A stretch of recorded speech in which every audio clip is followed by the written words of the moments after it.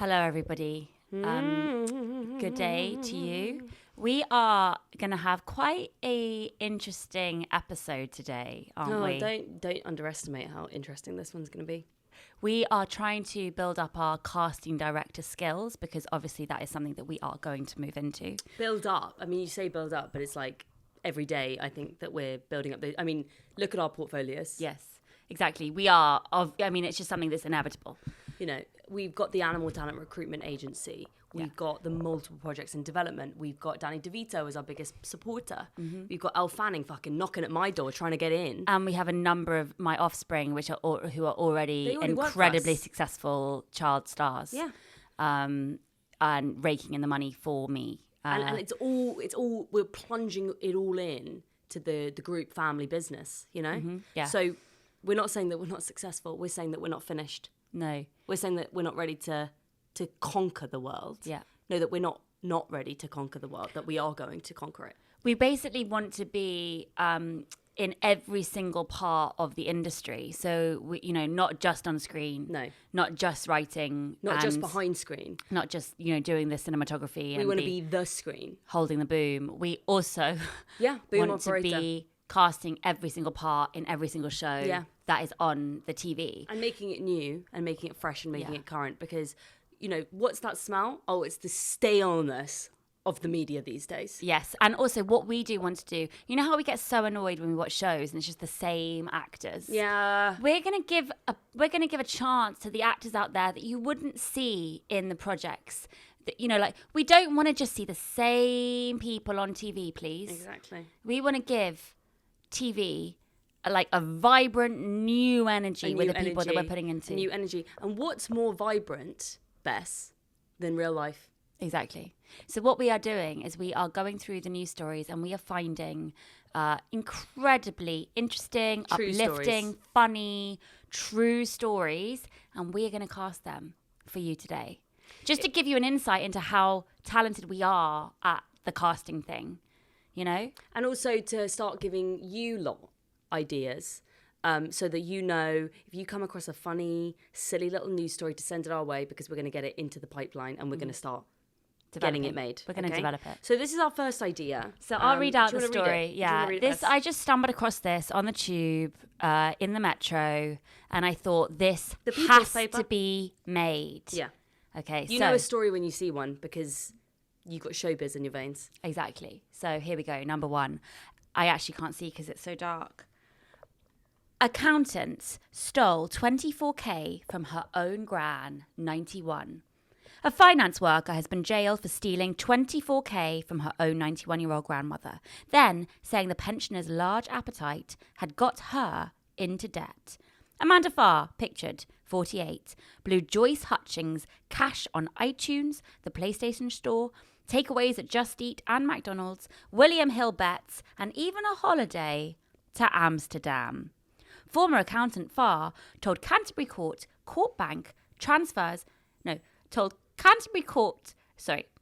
accountant Farr told Canterbury Crown Court bank transfers were made as Hutchings is a big eater who liked her food, quote. Farr was jailed for 18 months and hearing to reclaim cash will be held. I didn't read that as well as I would have liked. No, it's okay because I got it. And I heard it. I can perform that better. So what we're dealing with here is we're dealing with the classic story, okay? So we've got hungry grandma. Hungry caterpillar grandma. And then we've got intense granddaughter. So it's a sort of battle of wits, isn't it? So we're going to need two heavy hitters. But I also think... Where's the mother? For anyone lighthearted. Where's the mother in this? We've got to think of that invisible character too, and we've got to cast her. We've got to cast the invisible character even though she's not there. Yeah. So for hungry grandma... here are some options that we're kicking around. I'm just going to throw them in the air and then you tell me what you think. Miriam Margolis. Yeah, good one. Maggie Smith. Of course, because she needs... I want to see her eat. I want to see her eat. I want to see her with a smile on her face. Yeah. I think that she deserves it.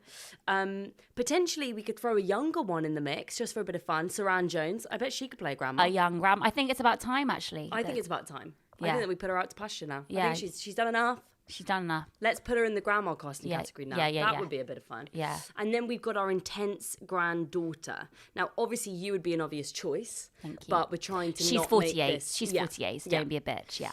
So, it's definitely on the upper end of your your casting category. But, I think that with the right hair and makeup, that you would be able to pull that off with aplomb. Okay, fuck you, but go on. No, we're not looking inward, we're looking outward. That's the role. Mm-hmm. So we want an intense daughter who has an energy of misery and revenge. She wants to get back. Potentially, Jennifer this is what I'm Aniston. thinking. Jennifer Aniston could be a shout, but I'm thinking that we go out of showbiz and we pluck somebody from a different industry and then we give them a chance. Okay. Here.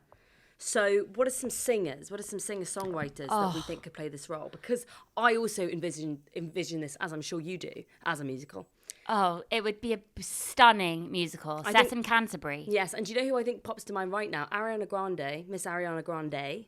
Given her whole issue with the donuts in that store. Do you remember? That scandal, that public scandal. She stole some donuts? No, she licked some donuts from a donut store when the person who was serving her had her back turned. So she's a spiteful little bitch. That's what she is. She got in big trouble for that. Or did she think that was a nice thing that they were doing? You know how some people bottle famous people's Maybe she was trying to increase the value of said donuts. Yeah. But she certainly got in a bit of trouble for it. And I think that sort of spiteful energy, that naughty playfulness, that could really bring something to the role. Just bear in mind. And we need a soprano. Bear in mind, JJ, that the granddaughter character is 48. 48. And Miss Ariana Grande, she's had a lot of lovers and she's had a lot of life. I think even if she might not look 48, and it's not clear, what we are going to dress her as currently, I think as long as her soul and her spirit tells us 48. Okay. And she, maybe Miss Grande's been lying about her age for years. That's an industry secret. And she just maybe has to calm down on the Botox for a bit. She's well into her 40s, and that's an industry secret. That's an industry secret. So that's a good shout. Okay, unusual casting choice, Ariana Grande. Who else could we choose? So Miriam Margolyes playing the grandmother of Ariana Grande, and with the invisible mother character being... Oh, the invisible mother. Okay. Well, I mean... Okay. Tandy Newton. I'm just going to put it out there. Tandy Newton. Someone who's got that softness, someone who's got that silent energy, someone who's got that... Who's been a loving daughter. Who's been a loving daughter and who's a bit of a will-o'-the-wisp. Yes. And the fact that she isn't in the story, the fact that she is invisible, I can't imagine anyone other than Miss Newton being able to embody that invisibility. I think that's a great shout. Thank I you. was thinking Kristen Scott Thomas. Okay.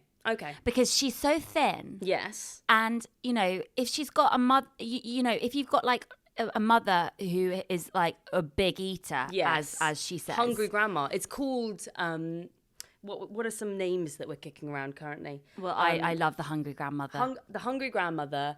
We've got Nanny Yum Yum. Ah, that's nice. Nanny Yum Yum. And then we've also got the Big Bite Mystery. Because obviously she's... What I think is interesting as well is that she's accusing her grandma's appetite of being the reason that she's become a criminal. And I think that really is just such a human story. I can't really think of something more relatable to the plight of the human spirit. But also this granddaughter knows how to have a good time. She she's certainly spending does. She's blowing Joyce Hutchinson's cash on iTunes. So she's still buying songs. She's still buying songs because she's living in a time in her head that's freer. Yeah. She's living in her moment, her present, her past, her truth. And I love a free spirit. Yeah. And I think that we need to tell that story. And she's, the PlayStation store. She's a big gamer. You think gamers are usually younger than 48. No. She's a big gamer. Yeah, as she should be. What games is she playing? That's the question. And then she also has, takeaways at Just Eat and McDonald's. So she has a good time. She certainly has a good time, and I think that this age that we're in needs a story of a girl that can have a good time, and of a girl that's not paying too much respect to her grandma, Because we're constantly being told, respect your elders. Well, once in a while, you know what? Steal their fucking money. Because they've been eating too much. And there's something that I do want to see Maggie Smith in this role. I do. Think so. I think that it would do her career I think it would be a wonderful move for her. So we've got Maggie point. Smith, then we've got Ariana Grande as the granddaughter.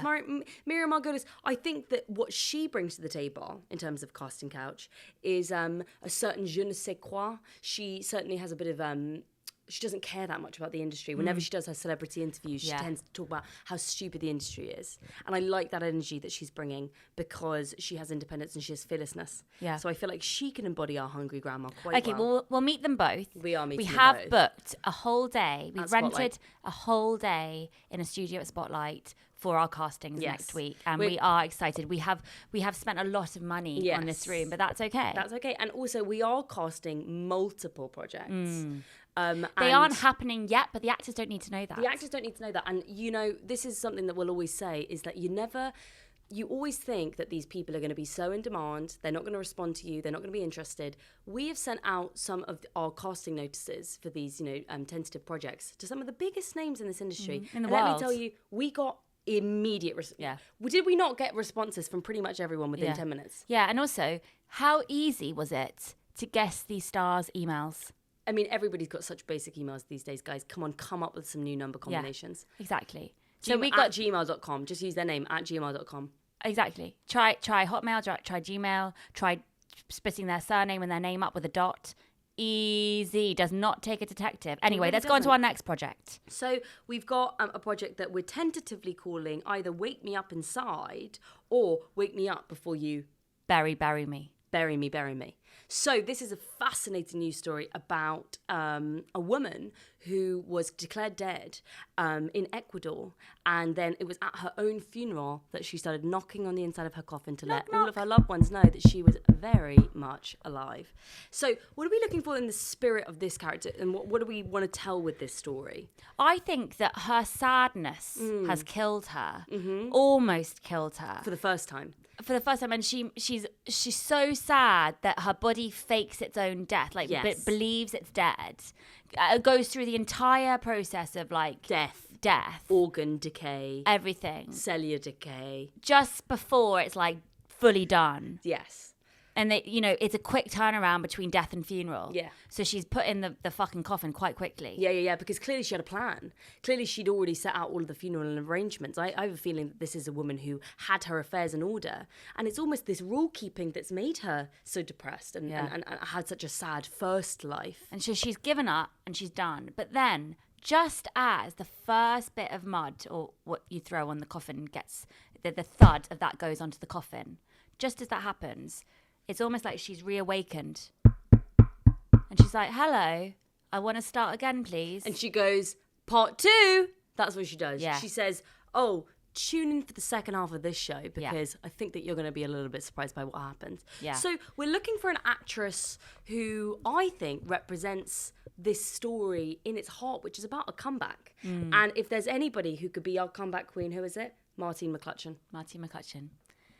Martine McCutcheon, thank you very much. I think that is absolutely genius casting. Thank you. And she would be singing. She would be singing part 2, in the same melody as Perfect Moment. This is about exactly. Thank you. That's lovely. So this is about a woman starting again. This is about a woman reclaiming her life and saying, "I'm not dead yet.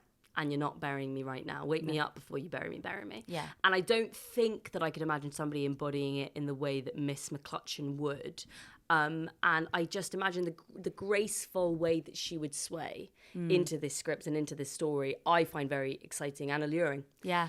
But we also are looking at other actresses who have more of a deep sadness feel. It's true, because that's important. We need somebody with corpse eyes. Yeah. So we were thinking Mila Kunis.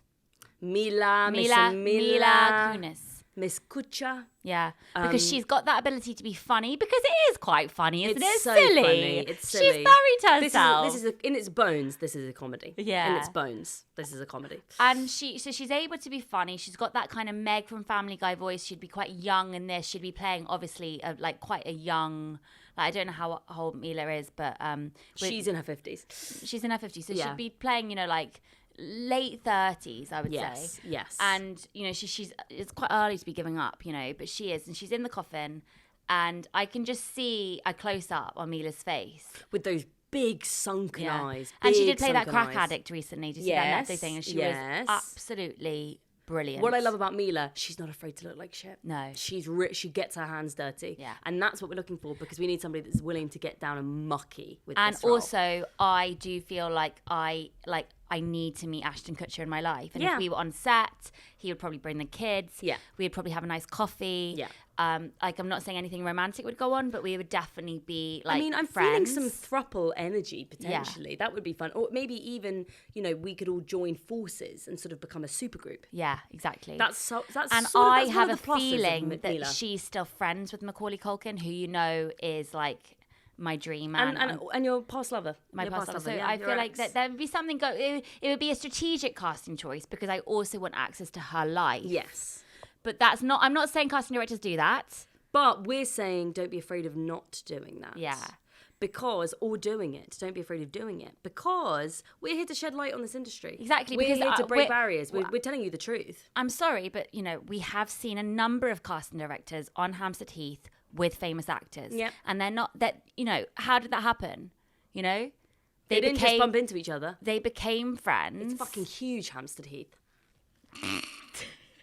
They didn't just bump into each other on one of the little lanes. They met up. They had shared that location. Exactly. They dropped a pin. And maybe this is a source of business for me because I have never become BFFs with a casting director. And who are we now becoming? Casting directors. And who's your BFF? You. Me. Yeah. But I would like it to be Ashton Kutcher. Do you know what I mean? Yeah. Okay. Fine. I'll accept that. That's one idea. We got Martin McCutcheon, we got Mila Kunis, and Zoe Kravitz potentially if we want to go in a different direction. Exactly, and she's so little, Zoe. She'd fit in that coffin real nice. We'd probably have to get a small one made. Exactly, it'd be quite roomy. It could be a teenager coffin. It would almost be like an Airbnb for her. Yeah. I mean, she'd probably be able to. That could be her trailer, to be honest. Yeah. That would help the production cut costs. Yeah. Because we would just be able to double up that coffin as a trailer for Zoe. And for she Miss does Kravitz. have that sad energy, doesn't she? She does have sad energy because I don't she's so think she's beautiful. ever smiled. Oh, she's never smiled. And that would be very useful for this role. Yeah. Because we would have exclusive first look at Zoe Kravitz's smile. Yeah, exactly. It would be just in this production. Nobody's ever seen it. So yeah. it And would you know be I a draw. am going to steal her tattoos on her arm and it would be nice to see them up close. It would be nice to see them up close just so that you have a nice sort of original blueprint to work from. Also, I could photocopy her arm and I think she'd be cool with that. Miss Kravitz has she has a ghostly energy to her, which I think could be useful for this role. Do you know who she would have been great at playing? Who? Wednesday. Absolutely. She would have been a brilliant Wednesday. She would have been a perfect Wednesday. So Miss Kravitz is a strong contender, but we don't want this role to be like I said, it's a comedy in its bones. So she is coming to the audition at Spotlight. She's very excited. And what we told her specifically out of all the other candidates is to bring some party tricks. So I've suggested juggling. I've suggested the Diablo. I don't know if you know what a Diablo is. It's a sort of wooden contraption that you balance between two strings. And you see a lot of street performers doing it. And it's about whipping it as fast as you can. And the thing is with Diablo, you really, really have to have very strong arms, but you also have to have a strong tempo and a strong sense of comedy. So I think if Miss Kravitz can come in and impress us with her Diablo, she's going to have to do some upper body, bicep training. Oh, she looks like she's got a strong arm. I feel like she's doing kickboxing. Yeah. Because I think that's the energy that she gives off. So what's her challenge is to come in and make us laugh. Yes, exactly. And we've told her that we will take her to M&M World. Because she loves it. You wouldn't think it because she's so tiny, but she actually M&Ms. survives on peanut M&Ms. In fact, this is one of her stipulations. So this is the issue, and this is something that we've had to navigate, and we're glad to tell you to make this less shadowy and less scary. But when you're working with celebrities, they tend to come with rules. It's in their contracts. There are certain stipulations, and with Miss Kravitz, you have to have multiple bowls of M&Ms around the room. She gets very distressed if she comes into a room and there are no M&Ms. And they obviously have to be in particular like groups of colours, organised by colours. Yeah, yellow and green. If they even touch in the same bowl, she's out there. And she doesn't like the blue ones. So that's that is one of the challenges of trying to work with these stars. But in a way, we see ourselves as sort of exotic animal, like a lion tamer. You have to have certain skills. That point, we are going to live stream us taking Zoe round M&M world. She's so excited. We're so excited. And it's so fun because instead of having to bring security, we are just going to dress her up as a child because she's so small. So we've got a big hat with a whirly top, one of those hats that has a whizzing whirly top on the top. We're giving her a big lollipop and we're taking her around in a little tricycle. And people are just going to think that she's our adopted child. Yeah. I think that it would be nice to see how many M&Ms she can stuff in her mouth. I'm excited to see that. She's going to go wild at those M&M dispensers because they're all organised by colour as well. And then obviously we're going to have to transport her back to Heathrow. Yes. If she doesn't get the part. If she doesn't get the part, and it might be awkward, but the fact is we'll have made a friendship along the way. Exactly. And hopefully she will bring Channing Tatum. Yes. Yeah. Yes. If they're still together. It moves quickly in Hollywood.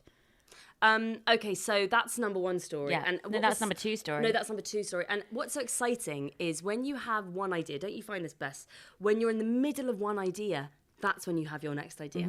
Because it just never stops going with us. We're constantly coming up with new ideas, new businesses, new ways to make money and new ways to make art that moves the world. Because that's ultimately what we're movers and shakers, So this next story was very much inspired by this first story, Wake Me Up Before You Bury Me, Bury Me. This is actually about a lovely news story that I just read about a fake death. So a man, in fact a TikToker, faked his own funeral, to test who really cared about him.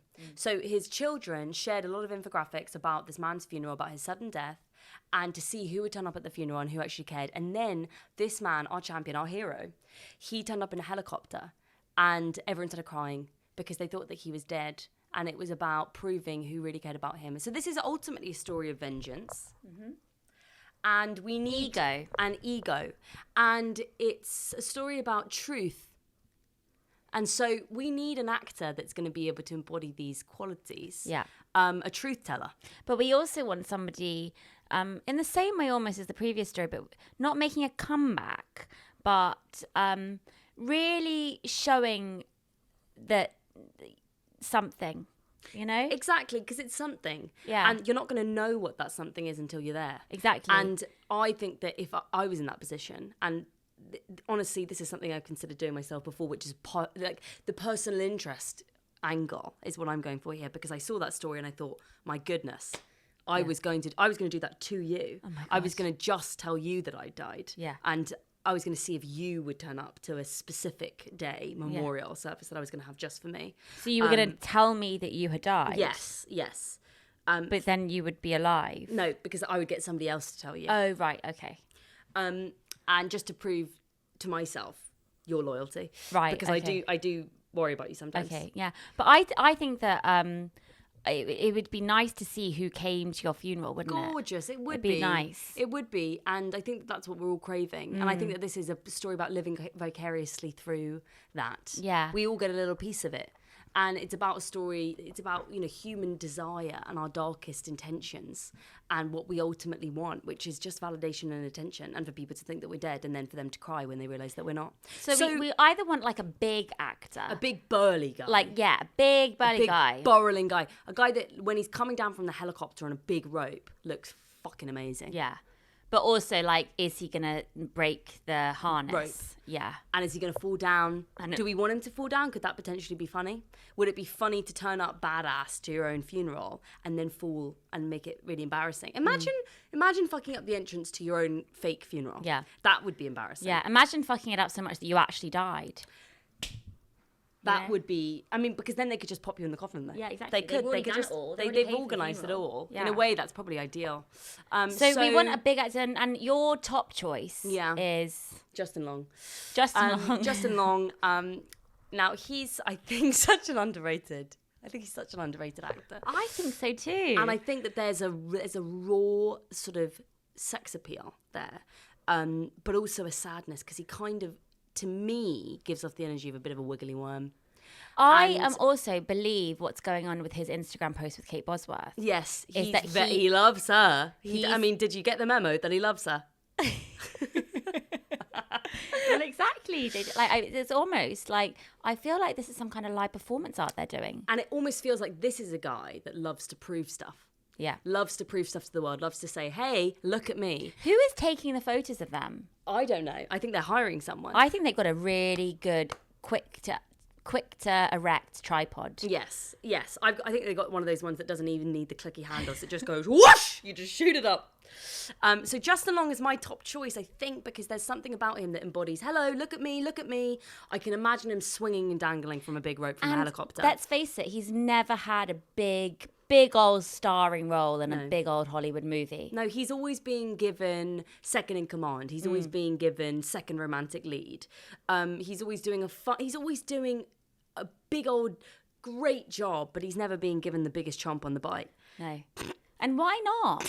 Why not? Is it because he's been spending too much time photographing Kate Bosworth? I think so. And I think that he is, I think in my head, it's a cry for help. Look, I know people that know Justin and I know his team. Yeah. And I think that these posts with Kate have been a bit of a cry for help. I think he's asking us to cast him. He replied to your email within 25 seconds. This was a record fast reply. So he's going to be at Spotlight bright and early. I'm honestly expecting him to be waiting outside the doors for us when we get there. And so I'm going to bring him a coffee. Yeah, and a Burger King. Even though Kate probably doesn't approve of Burger King. But he's so excited to be in London because he gets to eat whatever he wants. Yeah, exactly. I'm so excited to meet him just because I know how much you love him. I do, and I felt a connection with him ever since I saw him in Dodgeball when the massive obese cheerleader falls on his face during the cheerleading tryouts. Yeah. It's such a beautiful tender scene, and he acts it with such sensitivity, and it's really had an effect on me ever since. Yeah. And he's never worked since. Since 2004. But okay, we need to talk about other choices. Well, John Travolta. Thank you for saying it. Because I was too scared to say it. Yeah. I mean, I'm worried about his health, coming down from the helicopter. I'm worried about it too. But I think that we could CGI it. I think that we could just get him to stand and look like he's holding the rope, and then we green screen him into the rope, because that's the only challenge. Bear in mind our budget, because we don't have a big budget for the helicopter. We're blowing it all on the helicopter. But also, what we've told our directors and our creative team with this specific project is that this is a European approach that we're going with. So this is no CGI. This is all live. This is all real injuries. I worked on many a European film, and they love you to get down and dirty, and they like you to injure yourself. And to be naked. And to be naked, and to be eating the grass. Because obviously he's going to be naked when he comes into his own funeral. Because it's important. He's like, I am here. He's exposing himself in every way, emotionally, physically, You bodily. missed me. You missed my whole body. You missed my dick. You missed my balls. Did you even know what was under here? And now it's back. And you need to look at it and you need to say, hello, let's try this again. Basically, this is what I love. He's a baby being reborn. He's being reborn, and this is the theme of our work. It's about life. Yeah. I don't think anyone in this industry is doing this right now. No. Are they talking about life in the way that we are? No. So John Travolta is also a fantastic example of an actor that's, had many a comeback. He had his Grease Lightning era. He had his Pulp Fiction era. And now he's in his slightly Look weird, who's talking. creepy, sad Instagram, but very sad because his wife died and he has lovely children that look exactly identical like him. And I think that this would be a really great opportunity to see him again. Yeah. So and hopefully he would write the script. And he's so interested. He's such a collaborative man. And we met him before, and he always brings muffins, doesn't he? And it's lovely. Banoffee muffins. He loves to bring a banoffee muffin. Yeah. And so I think they have marijuana in. That's my hunch, but just because we felt edibles. Very strange after. Yeah, and it's nice because you can freeze them. Yeah. And you can keep them for when you need a little perk up later on. And if your kids are acting up and hyper, just give them a banoffee muffin. Send them to sleep, Yeah. So I'm really excited to see Johnny again. Yeah. I don't know how him and Justin are going to get along in the waiting room. But also when we think about the fact that Zoe Kravitz and Mila Kunis could potentially also be there at the same time. Well, we're going to do the old casting director trick of staggering their entrances. Yes. But I feel like these guys are a little bit neurotic, so I think they are going to do the actor trick of hanging around. I'm expecting to see Justin Long at least standing outside on the benches looking, waiting with the pigeons, trying to blend in with the pigeons and seeing who's going to go in. Well, apparently he loves chess. Okay. So I think he's going to bring his chessboard. Okay. So I was thinking that actually maybe we should lay out some board games at Spotlight. I was thinking that we could do Twister. Snakes and Ladders. I was thinking, do you Connect know what? Four. Because this is what I don't love. I don't love hostility between actors when you're all auditioning for the same role. What breaks down walls? What breaks down emotional walls quicker than anything else? Kissing, 1. 2, Twister. Mm-hmm. So we're covering the carpet. It's going to be all Twister mat. So you're going to see an inch of ground. And this is one of the fun challenges about our casting process. So they have to play Twister before they come into the room. It's actually part of the auditioning process. It's part of the audition. We've got cameras everywhere. Yeah. And it's about how well they interact with each other. It's about humility. It's about physical flexibility. But it's also about how natural you are. Because if you're like immediately walking in, like twistering in and being quite vocal about how good you are at Twister, we don't want that. We want humility. We want somebody that's not smug about their Twister abilities. I actually want someone. I want the actors to come in and to be terrified of the Twister mat. Yeah. I want them to be worried about how flexible they are. But I also want them, by the time that they've progressed from first Twister mat, as you come in the doorway, all the way up the stairs, 3 flights of stairs, Twister every step. Mm-hmm. Okay, this is not going to be easy. By the time that they get to our door and they're at our feet, and they have to kiss our shoes, that's a requirement. And like kiss us with tongues. And kiss us on the lips. With tongues, yeah. We told you this is European. Yeah. We want them to have progressed, and we want them to feel open up and flexible in a way they haven't been before. And they've had such a physically draining process of getting to this room. I mean, they're broken down. This is what RADA does to you. We're doing 3 years of RADA in one day. Yeah, exactly. If they're not injured before they do their first line in their audition room, they have not given us enough of themselves. No. Otherwise, why are you here, John? Why are you here, Justin? Why are you here, Mila? Why are you here, Zoe? Why are you here, Miriam? Why are you here, Martine? Yeah. So, and if they aren't also kind of being quite like we want it to be an atmosphere in the waiting room. If they are going to bump into each other, if they are going to do the actor trick of hanging around so they see who else is auditioning, if they are going to be there in the same room together, we do want them to be like either like incredibly close and having like incredibly deep conversations, crying, almost like a therapy, as they're like twisted, their bodies are twisted around each other and they're like breathing into each other's necks, and they can smell, you know, each other's perfumes and BO, and like they can see the grease in each other's hair. Or I want them to be shouting at each other, or having full-on fights, like physical fights, because we promote and we encourage an environment of expression and being human. And because if you aren't human, you cannot act. Yes. So, it's a very exciting project. Now, this is the thing. Ever since word of this project got out, and it's become the talk of the town, everyone is trying to get into our rooms. Everyone's trying to get into the big Twister Spotlight sessions, but we've booked out the whole building. You're not going to get in. No. You had to have a special passcode. I'm worried about Chris O'Dowd turning up because he's been emailing me, and I know that he's caught wind of this project, but he's not right for it. Yeah. And I like him. I do like him, but he's not right for this. No, but the thing is, he is right for it, but we don't want him. No, not after last time. No. Not after last time. He came to my party and he got incredibly drunk, and he tripped down the stairs and broke all of my china flower pots. And I really had to have a strong talking to with him because it was unacceptable behaviour. It was a Halloween party. You know, we were all dressed as the Scooby-Doo gang. You were Velma, I was Daphne, and he was Shaggy. Yeah. And it was like, you don't get to act like a dog just because you're dressed like one, Chris. So you need to behave yourself next time. And it's about respect. And it's about paying me back for those flower pots because you haven't paid me back yet, Chris. Just in case people are confused, we are talking about the Chris O'Dowd from episode 33 of EastEnders in 1982.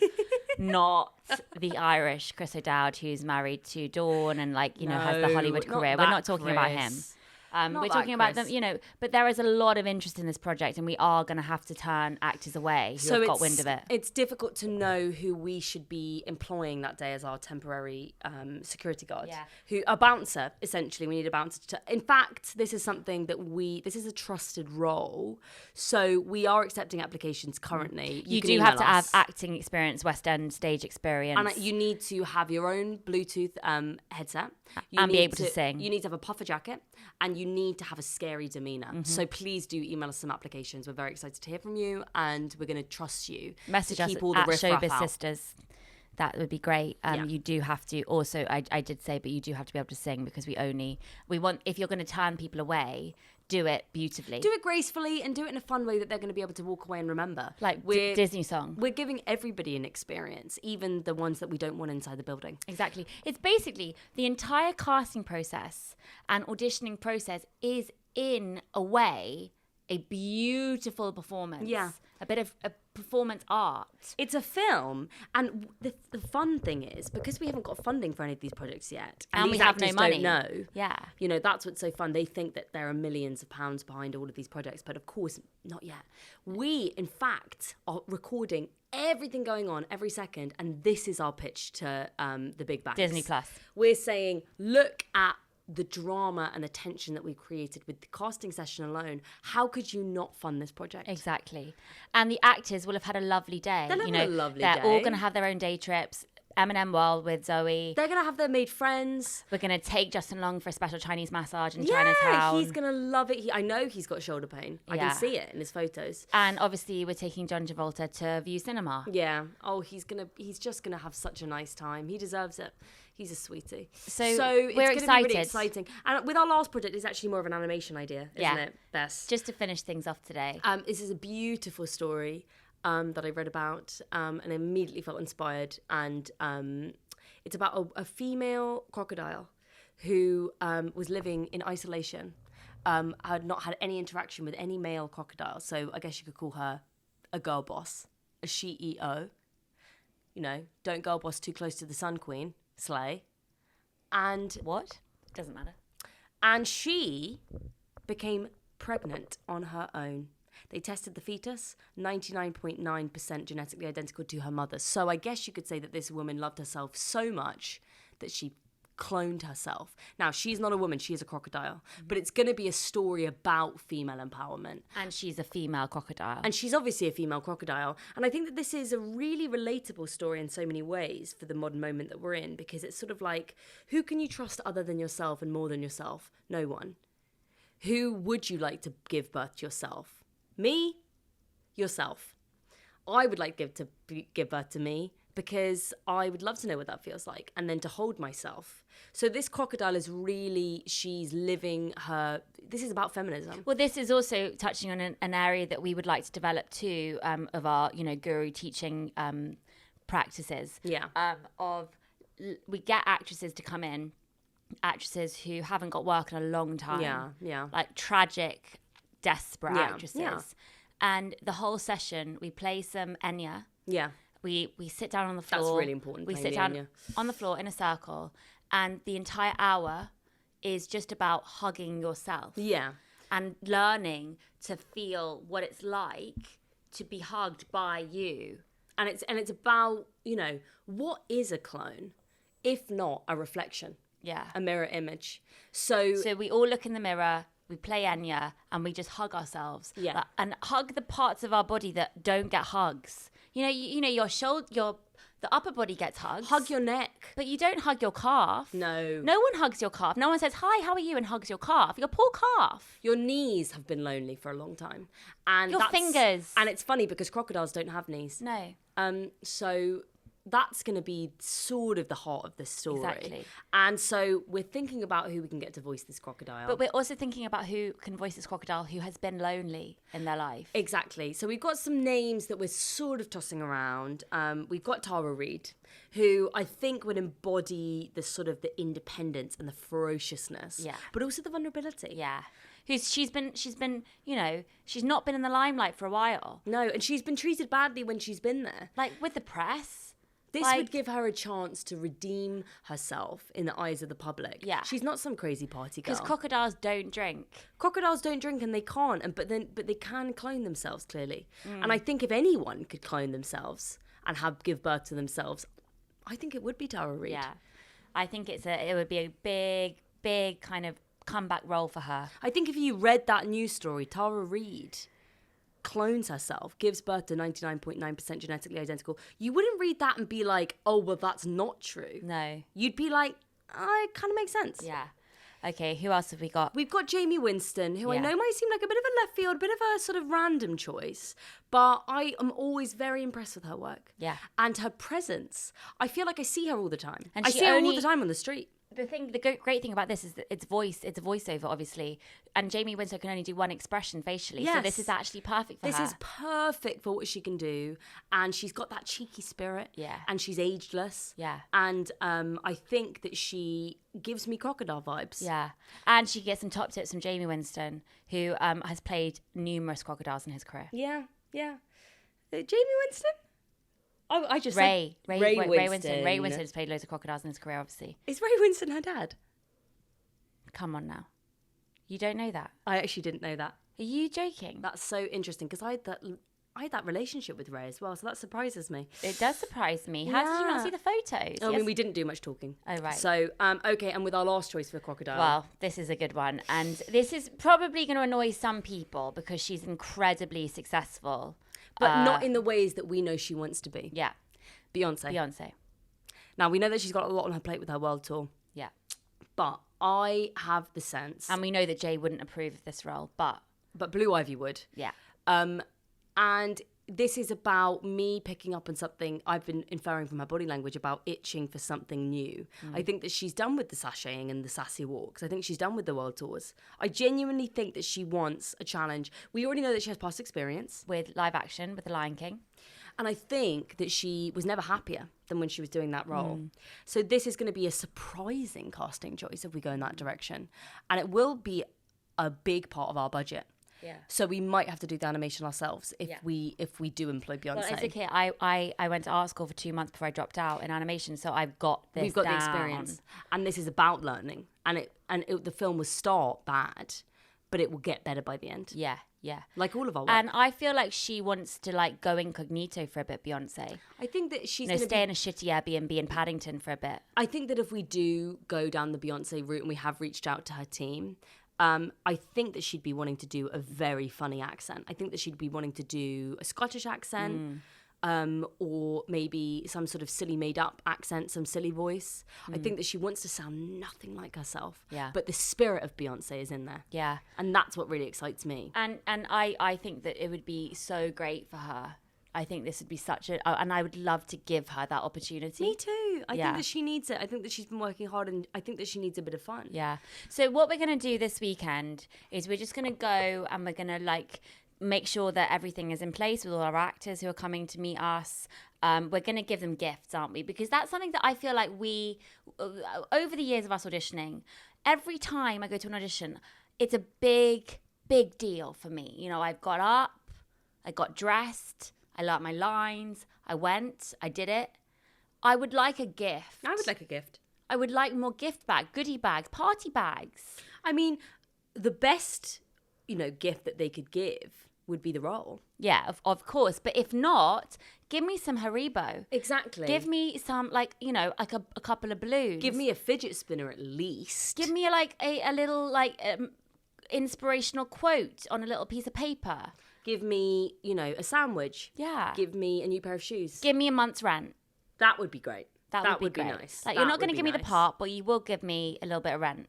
A little bit of rent money. Or at least some kind of Boots card. Yeah. Some kind of discount voucher. A tin of Vaseline. Yes. And I feel like that's what that's why the industry is so scared right now because we're fucking radicalizing it. We're shaking shit up. Yeah. And With goodie bags. We're giving these actors goodie bags. They have refreshers in them. Yeah. They have that sherbet dust that you pour down your throat and that gets stuck in the middle of the bottle with your spit. They have little bit like keys that I've don't need anymore. Yeah, keys that we found on the street, fun keys that we've tied up with a little bit of ribbon, just like a charming key that you can wear on your necklace, because then you can look like the kind of free spirit that just wears his key on a necklace. Yeah. But actually that's not your real key. That's just a random key. You don't know what door that key is into. Exactly. Actors love keys. Because the thing is, what do keys mean? Unlock doors to other personalities. So the thing is, we know how to keep these actors occupied. Give them a key and they're going to go fuck them while. They're going to be entertained for days. Because they're going to be trying out all the doors. So many doors. There might be a casting director behind there. Yeah. So I think because we understand actors, because we are actors, as well as so many other things, slashers, as I've spoken about before. Mm-hmm. I think that we are going to nail this. Yeah. And I'm so, so excited to hop back on here with you guys, with our dedicated audience. With our deadline press release. It's going to be soon. Yeah. It's going to be really soon. And, I always get resentful when people post their deadline articles on Instagram. I don't know about you, because it's boring. Yeah. At least change the colour of the background. They're triggering. They're triggering. Add a silly moustache onto your photo. Exactly. Do something with it. Don't just put it there like a big wet sock in the middle of the room. Yeah, exactly. It's do posting something fun. It's just posting your blood results or something. It's it's too much. It's too much. It's actually a bit weird. Yeah. But we will do that. We're going to be posting the fuck out of it. We're going to be doing some deadline all over your ass. And I'm really excited. So this is we need to renew. I think that we needed a bit of time. Yeah, we just needed to become. That's why we can't actually look directly at physical light today. That's why we've got our sunnies on. Because I don't know if you know this, but I found it out. That actually looking directly at light drains your energy. So if you keep sunglasses on all day, you don't get tired. Yeah, that's what we're doing. Yeah. So we're preserving ourselves. We're getting our beauty sleep. And we had about 15 martinis last night. We got fucked up last night. Yeah. We did get fucked up last night. So sometimes you got to get fucked up. Sometimes you do, because actually that's the day that you wake up looking your best, weirdly. Yeah. Once you get over 15, for some reason, you look incredible the next day. It's like a magical potion. Yeah, because obviously you throw up so much, and I think that gives you a sort of inner glow. And you shit yourself so much. And you do. You shit yourself. And you are kind of reborn, as a theme that we've talked about today many times. Because we're not afraid to be method with our projects. This is about getting rid of that bile inside of us. And I want to create a clone of myself inside of me. But I'm only going to do that if I'm new. Yeah. And I'm only going to do that if I get a comeback. Yeah. So it's so exciting. And thank you for just staying on board and being part of this journey with us, team. And we are accepting show reels. Yeah. And we do look at them. We're not like casting. We read them, we look at them. Yeah. We make fun of them. Yeah. We kind of clip them up, we put them all together, and we we pause on the funny faces that people do sometimes when they're talking, and then we print it out on photograph paper, the shiny kind, not matte. And then we put it all up on a wall. Yeah, and we say we will never ever cast them. And then we draw funny eyes, we sort of splatter paint over it. Yeah. And it's called our silly face wall. And even if they're really talented actors, we're still especially if they're talented. That was an act of hope, you sending that to us. Exactly. And how dare you have that hope. And we've humbled you. Yeah. And it's about balancing the stakes. Yeah. It's about making it even. And it's about turning this bloody industry from the upside under. Mm-hmm. So that's what I'm really excited about this week. So just positivity, good things. Yeah. And it's just amazing. Was that too mean, what we just said? Not at all. Yeah. Not at all. Okay, and it's just amazing to think that it's going to be my 22nd birthday this summer. So I've just achieved so much at such a young age. And she's going to Glastonbury. And I'm going to Glastonbury. And she's going there to find some animals. I'm going there to find some animals because I'm really excited to see about the kind of rare birds that can be lurking. Because you know that I've been having my spiritual journey and with Lana birds. Del Rey obviously is bringing over her birds. She's bringing over her birds. She's going to have a flock of live birds on stage with her. And yes, your plan is to steal one. Infiltrate, absolutely. At least to get one of the birds back with me home that I can then add to my collection. Yeah. So that's really exciting. Yeah. We'll give you an update. Yeah, Bessie's going to miss me. I will miss you, but I'm looking forward to having a new bird in the house. Yes. Just so I know I have touched Lana Del Rey in some way. Absolutely. Through her bird. Yeah. We don't want to obviously go down the route of the BB Rex thing. Did you see that recently? somebody threw a phone at her head during one of her concerts, and she's got a black eye. Yeah. That's goss. Yeah, but Bebe's such a silly name. Yeah. All right. Well, thank you for watching, everybody. And stay tuned for our everyone deadline report. So exciting. See ya. See.